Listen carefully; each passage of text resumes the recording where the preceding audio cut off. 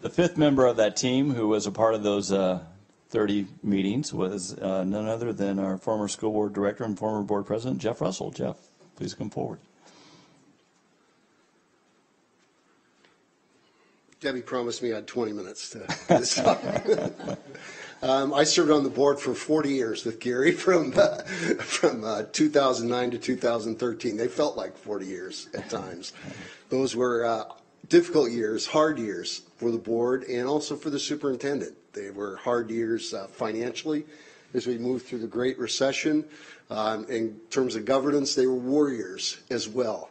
But one of many things that I admired about you, Gary, is during that time, you brought to us focus and energy, enthusiasm, and a sense of joy to this work in the midst of that difficulty. And I'd want to echo all that's been said so far, and the lifting up the strategic plan and the power of the superintendent evaluation process, so that becomes not an afterthought of the year, but really the focal point for the board's interaction with the superintendent. It's a great gift to this board. But there's one thing I'd really like to focus on, and not everybody got to see it. I thought I had a unique perspective because of what the board was dealing with at the time. And we would see it when students were prepared for the legislative conference every year, and you see that as well.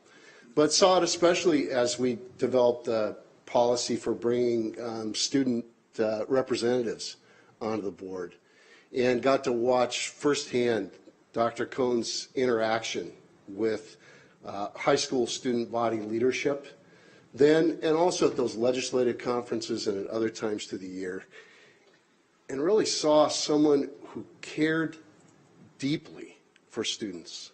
I mean, certainly for the conglomerate of marvelous numbers, but cares deeply and loves each of those students individually, and has a great gift of being able to be present with them and to draw out conversation with them and to help them grow into the kind of people that they deserve to be. And I really admire that about you. And after 3 years of therapy coming off the board, I realized that's probably why we got along so well, is because you can relate to adolescents, But when it comes down to it, I mean, that's what really matters. I mean, this work, as you know, it's not about the teachers, it's not about the principals, it's not about the leadership team, it's not about the board, and it's not about the superintendent. And the superintendent who knows that and lives that and does that day in and day out really does deserve to be Superintendent of the Year. Thank you for being here in Everett. Thank you.